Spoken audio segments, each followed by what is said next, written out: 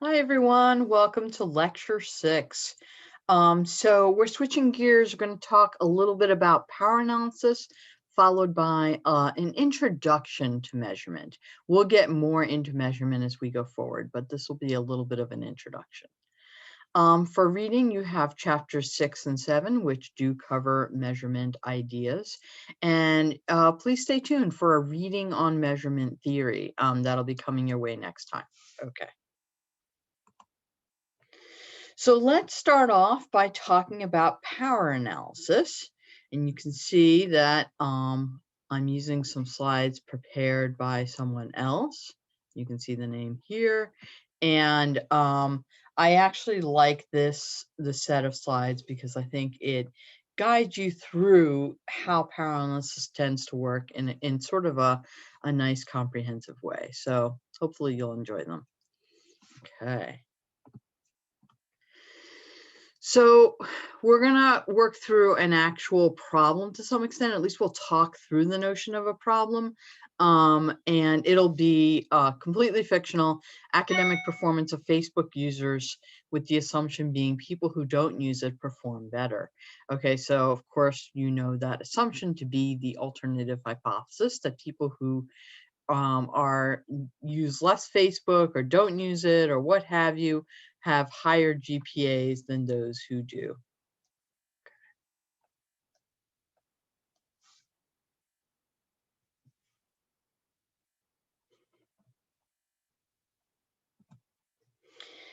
Okay, so in this research, we want to compare performance of Facebook users and non-users. So we're going to have two groups of participants, those who use Facebook regularly and those who don't use it. So our independent variable is naturally using or not using Facebook on a regular basis, and the dependent variable will be students' grades and GPA.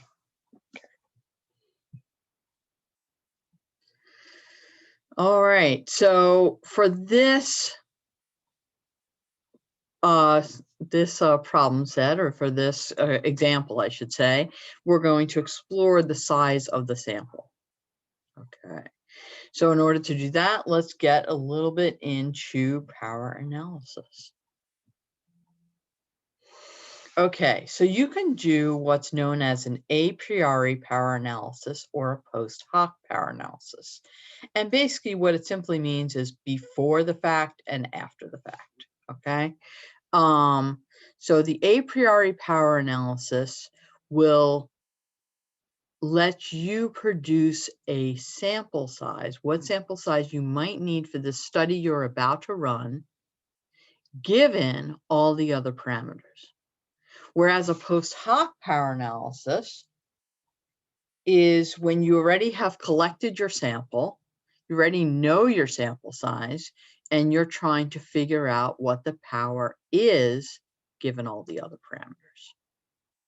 So literature and research tends to prefer the a priori power analysis, getting things set up beforehand and knowing what you're walking into. So why would someone want to perform a power analysis? Well, one thing is you can determine the cost of the experiment, right? So if you do a sample size calculation based on effect size, based on alpha, based on power, your sample size calculation determines how big a sample you need and how much, therefore, the experiment or the study will cost. We can also look at the usefulness of an experiment or study.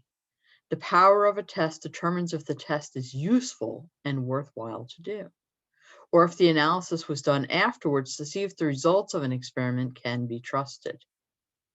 Now that's an interesting piece right there, right? Because if you remember, the higher the power, the higher the probability of correctly rejecting the null. So if you have done your study already, you have your sample, you find out your power is, let's say, 0.2 or 20%. That means you only have a 20% chance of correctly rejecting the null. All right. And the remainder of the time, you're going to make an error of not rejecting the null, even if you should have. So maybe we can't trust the results of such an experiment, such a study so much. Okay. So what kinds of things affect power? Well, the experimental design, of course, right? The level of significance, or alpha, your sample size, your effect size, your methods, and many other pieces. Now, I think most of this is intuitive. The experimental design may be less so, but if you remember, your experimental design leads you right into what statistical analysis you're most likely to perform, right? It kind of has some bearing there. And when you know the statistical analysis, well, that depending on what kind of statistical analysis you have to use different types of effect sizes to measure that. And a more complicated statistical analysis with lots of variables, not surprisingly, it makes it a little more challenging to have a higher effect size. Okay. Even though it might be a better choice for your study to adjust or account for these other variables. So it's a factor. Okay.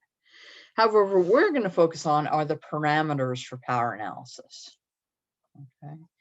So we have power, sample size, significance level, and effect size. And the idea here is that if you are given any three, we can determine the fourth. Okay. So technically, if you gave the power is 80 and the sample size is 200 and the significance level is, the alpha is 0.05, we could determine what the effect size is supposed to be. So why don't we ever do power analyses that way? Because I kind of already indicated we're either always looking for sample size or we're looking for power. The reason is we can't really control effect size. So it would be lovely to set this up this way. However, we can't actually change what the effect size would be. So again, since we can't control our effect size, it doesn't really make sense to solve for that. So we typically control or look at knowing effect, significance, those two, and either sample size or power, and then we determine the remaining one. Okay.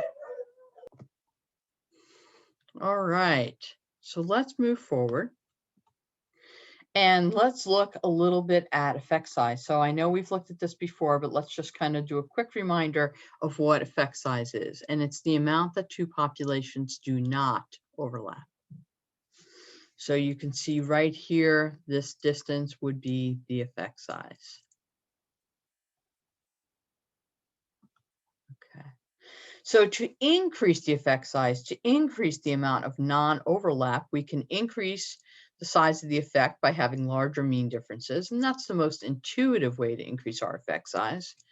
But we can also decrease the variability, decrease the standard deviation, or decrease the differences between people in the same group. So I'll show you pictures of each of these. Oops, sorry. So here is a small effect size, a medium effect size, a large effect size. And if you're wondering, yes, this is completely sort of just showing you differences rather than being absolute.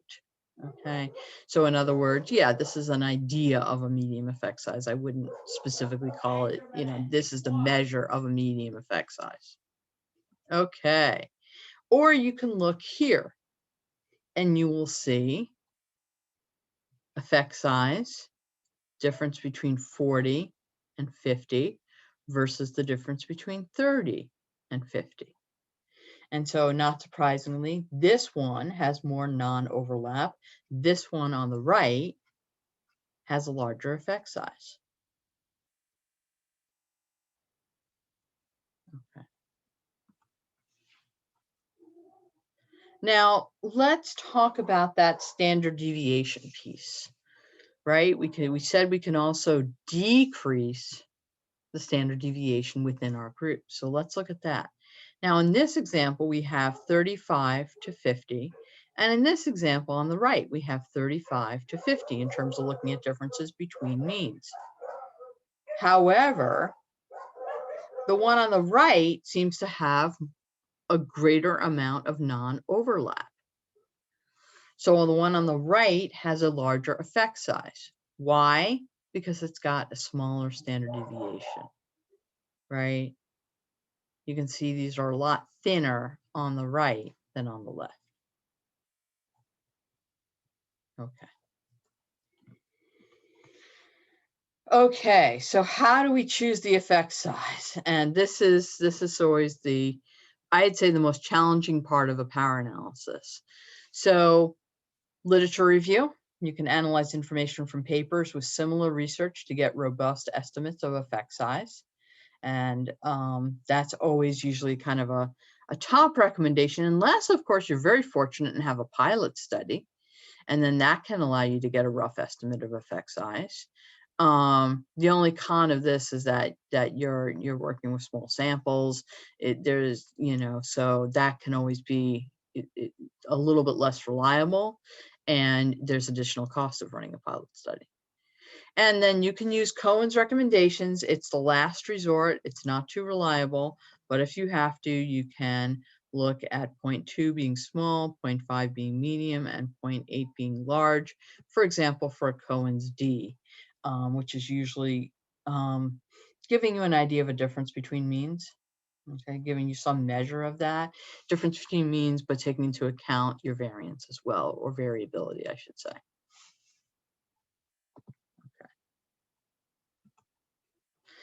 So since we're reviewing anyway, let's review the errors and hypothesis testing. You've seen this kind of table before. So we have our type 1 error, or alpha. Common values are 0.05 and 0.01. And we have our type 2 error, beta. And if you remember, type 1 error is when we reject the null hypothesis when we should not have. The null hypothesis was true and we reject it. It's a false positive. Whereas type 2 is a false negative. We don't reject the null and we should have. There's an effect and we didn't find it. So power is an effect that we do find. Type 2 error is an effect that we don't find.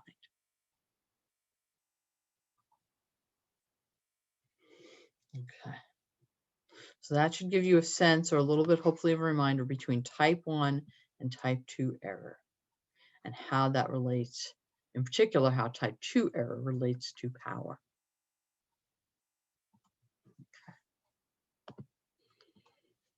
Okay, here's another way to look at errors in hypothesis testing. So here's your null hypothesis over here. Here's your alternative hypothesis over here. If we look at a particular mean, if we look to the left here, this is our type 2 error. In other words, this fell into the alternative hypothesis area, but we didn't reject, because it also fell into the null. Over here is our type 1 error, where it falls into the null, but we do reject because it also falls into the alternative. You get the idea, kind of? So this is, of course, the very confusing area in here where we have our type 1 and type 2 error. And we'd like to keep those errors as small as possible. And if you remember, type 1, or alpha, is the one we tend to set. We control that. We set it to 0.05 or lower.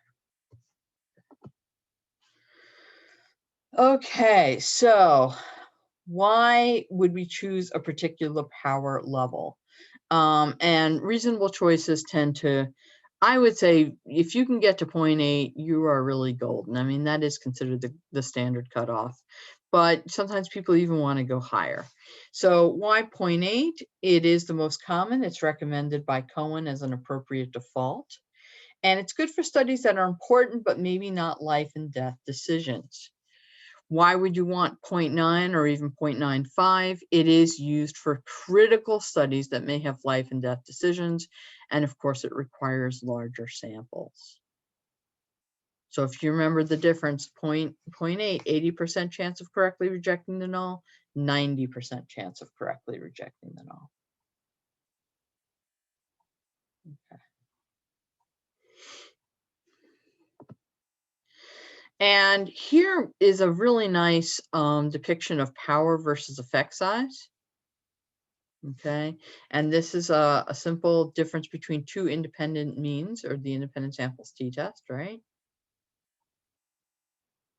We have a two-tailed test, 0.05. And we're saying that the sample sizes are the same in both groups. That's what N2 divided by N1 equals 1 means. So our total sample size is 84. If we divide that in half, 40, there must be 42 in each group. And you can see as our effect size increases, naturally our power increases. But notice it's not linear, right? Because you're never really going to get to a power of 1. So at some point, it kind of stops paying off to continue to increase your sample size to get more power, because it's kind of levels off a bit. Okay. But over here again, you can see how power is. You can see your effect size, and right around, let me show you this to you. Right around 0.8, you really see where it markedly starts tapering off. Okay. Okay. Now let's look at a similar graph, but this time we're going to look at power and sample size. Again, independent samples means we've got two tails, alpha 0.05. The ratio is the same. In other words, the sample sizes are the same across two groups. And we're going to set effect size at 0.5, medium effect size. Okay. So here we go. If we look down at the bottom, we need 128 people to get to a power of 0.80. And then we need 210 people to get to a power of 0.95. And then it gets really out of control, right? You can see that we're up to 300. And what have we really increased to? Not much. So there's that notion again of less bang for your buck as you move forward, trying to get a higher power by increasing your sample. Okay. So here's a couple more for you. We can look at a large effect size. If we have that, wow, we can get to power of 0.8 with only 50 people. Medium effect size, as we just saw, takes 128. Small effect size, 788. What a difference, right? And again, that has to do with the fact that we're not dealing with linear things here. We're not dealing with linear constructs. Okay. Okay. So in terms of your alpha level, you want to look at, I mean, some people even argue for what's called a compromise power analysis. And that's kind of what we're getting at here. This notion that, is it always so important to avoid that false positive? And that's what I've shared with you so far. I've said, yes, in psychology, we really try and keep alpha low. We really don't want that type 1 error. But others have argued, sometimes do we want to set alpha to 0.1? Do we want to? So we can get a reasonable power. And if I don't think it's a popular choice. I think for a dissertation, for example, it would be hard to potentially convince others, but it is on occasion done. Less so in psychology, I think, than in other fields, but it's out there. So you always want to consider alpha in the context of your research, and think through the purpose of your p-value in alpha. How strong do you want the evidence to be? And finally, look at the guidelines related to your study, funding, publication outlets, standards, and the like. And that's where I think it's like it becomes very difficult to consider anything that's higher than 0.05. But I do think it's good to point out that it exists. Okay. So here we are back to our parameters. And when we're talking about sample size, we have to also take into account the method we're using. Okay. So let's consider some different software. There's G-Power, and that'll be the one that you look at a little example of in just a little bit. There's PASS, which is, I've gotten to use it, I think, once or twice. It's cool, but it's really expensive. There's Sample Power for SPSS, and it's kind of unfair because it's not included in all versions of SPSS. I think it's included in like faculty packs, at least it used to be, but I don't necessarily think it's included in student packs. And then there's a bunch of numerous online calculators, some of which are better than others. So G-Power is one I'd recommend, and the other one I recommend is this guy, Power and Sample Size Calculation by Vanderbilt. And here's a link to that one. You can also type in Power and Sample Size Calculation Vanderbilt, and it should get you to where you want to go. Okay. So here's a G-Power brief demonstration, and you can see how you have to input all of your information kind of down here, right? So it says we're going to do a t-test difference between two independent means, right? So independent samples t-test again. This is an a priori power analysis. So we're computing the sample size. That's our goal. We're going to be given alpha, power, and effect size. How many tails? 2. Effect size, 0.2.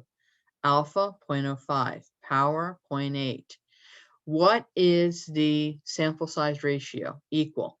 Sample sizes are the same. Give it all that, and it's going to give you your sample size per group, 394 per group or 788 total. And the actual power, very, very close to what you requested of 0.8. And then it also gives you, again, this kind of really nice graph that shows you power along here and the sample size along here. So you can decide, gosh, what if I can only collect 400? Where am I at?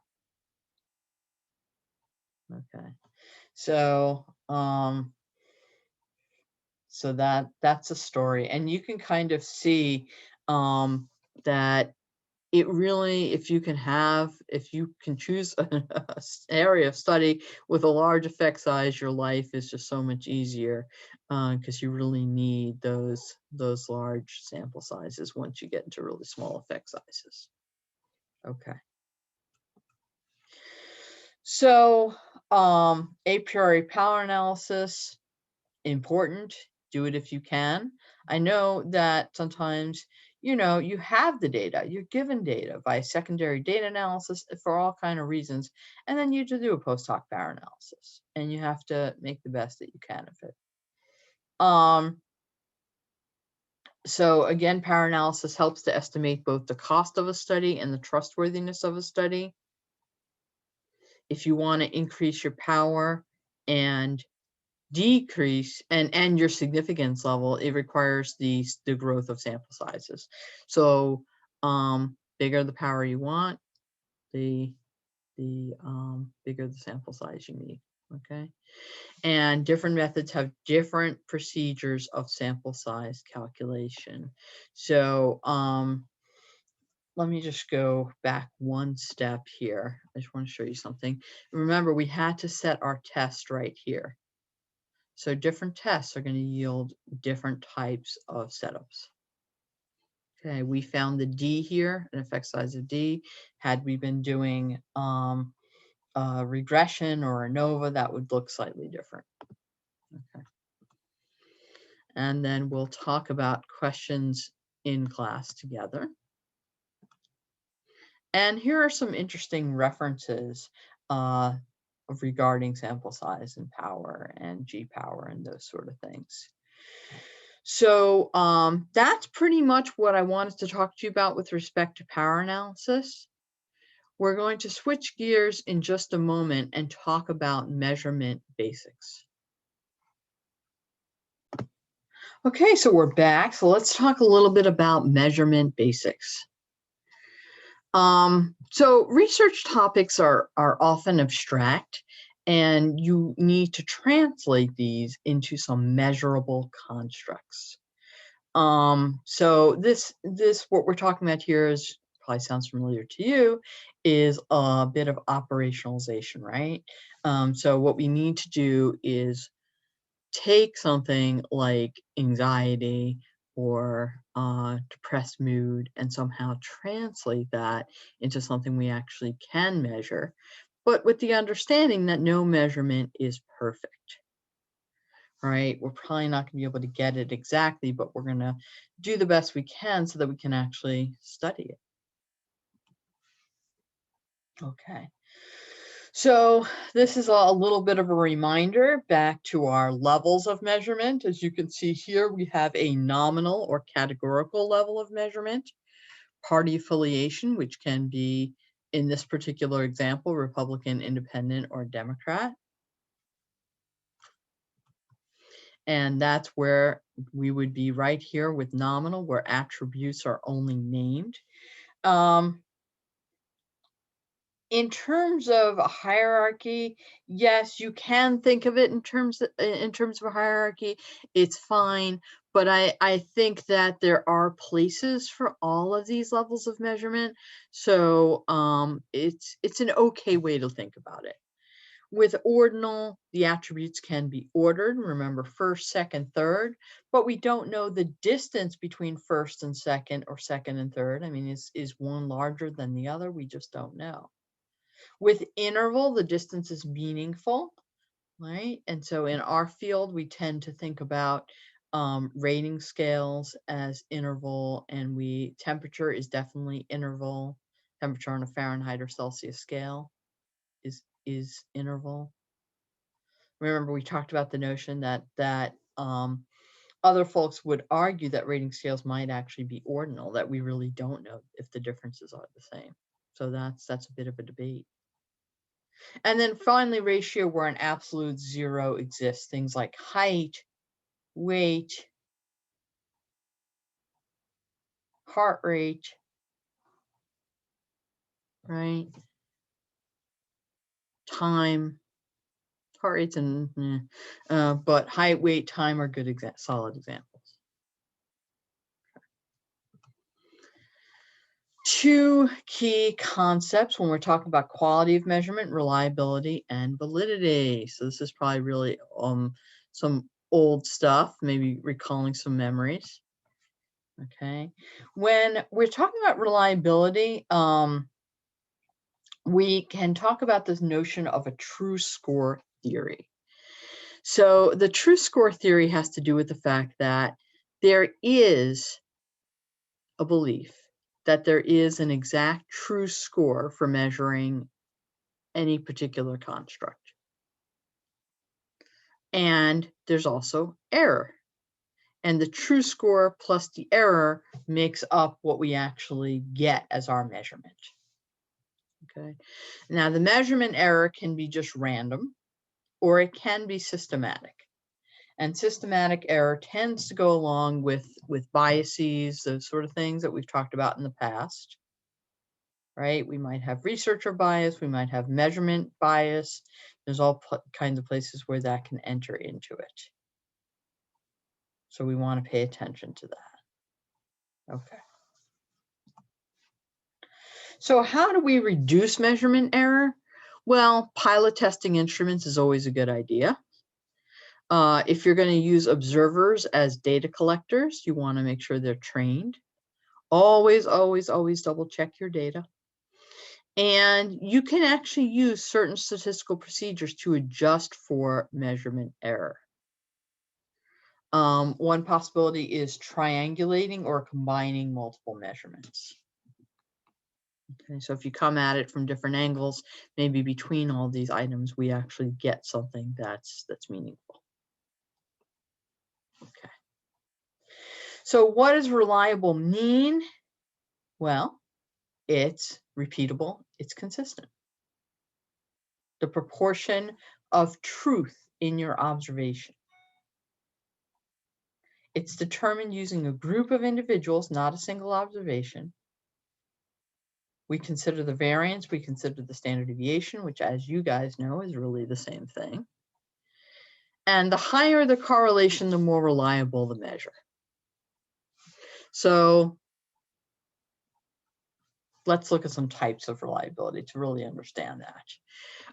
The inter-rater or inter-observer reliability, or Cohen's kappa, right? And I think this is a lovely little picture to depict that. So what we have going here is when you have different raters, how consistent are they?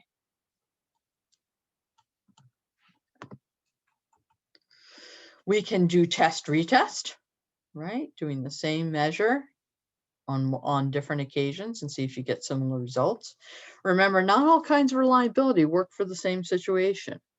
So for this one, if it's mood, for example, well, we know mood changes from day to day, from moment to moment, perhaps. So we probably wouldn't want to use test retest reliability to assess the reliability of a mood measure. On the other hand, IQ, yeah, that tends to be pretty stable. That would be okay. Okay. We can also look at parallel forms reliability, right? So with SATs or GREs, you know, there's multiple forms of it, and we can compare different forms and see if we get similar results.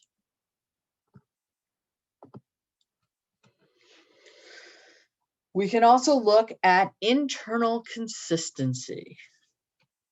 To do that, we can look at inner item correlations. We can look at item total correlations.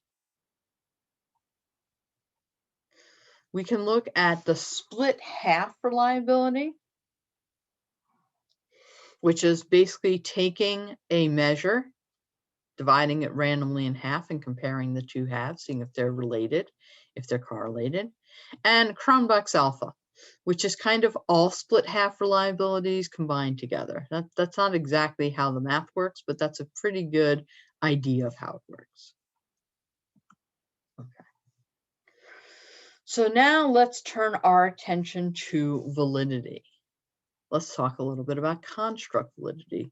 And we've talked a little bit about operationalization, where we translate a construct into its manifestation, or example, translating the idea of a treatment or program into the actual program, translating the idea of what you want to measure into the real measure.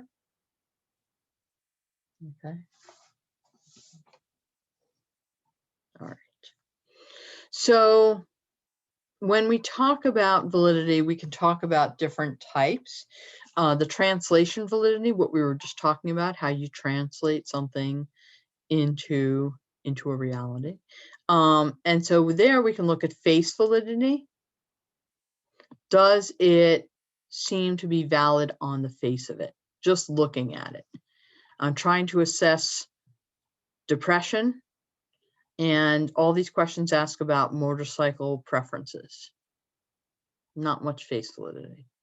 Content validity, comparing the content of what you have to the universe of content that would be related to that construct. So in other words, you're trying to measure depression. Do all your items cover the DSM-5 criteria for major depressive disorder, if that's what you were looking at?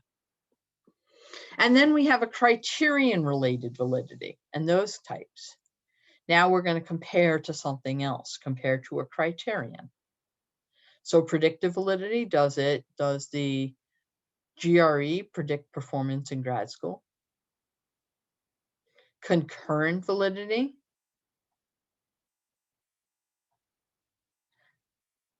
And that's just looking at two items at the same point in time, seeing if they're related, seeing if you get a correlation there.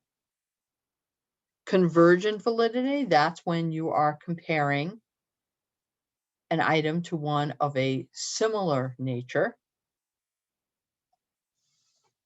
And discriminant validity, that's when you're comparing a measurement to something that shouldn't match up. So with convergent validity, if you are looking at different symptoms, let's say of depression, sad mood, hopelessness, those sort of things, you might see some convergent validity there. Whereas with discriminant validity, again, if I'm looking at a measure of depression and a measure of motorcycle awareness, motorcycle safety awareness, I might not see, you know, they should not really be related. That would show good discriminant validity. Okay.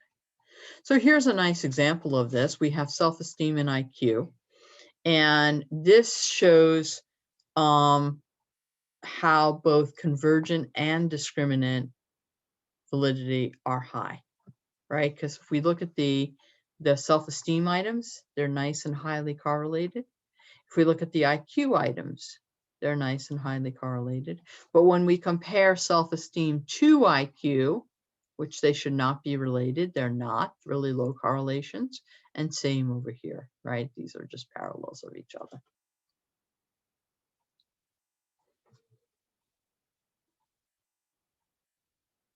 Okay. So what about threats to construct validity? So did you set up your constructs right to start off with? Did you actually explain what you're trying to measure? Are you only measuring your constructs using a single measure, a single method?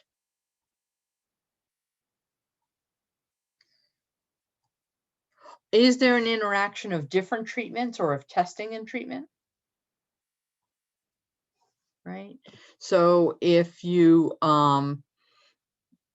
give a test before your treatment, you put in the treatment, and then you give a test after the treatment, is there some interaction there between the test and the treatment? Restricted generalizability across constructs, right? We have to be careful what we generalize to. And finally, confounding constructs and levels of constructs. Okay, so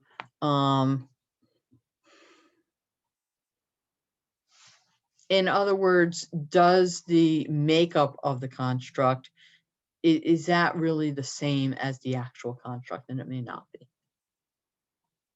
Okay. What about social threats to construct validity? Do the participants guess the hypothesis?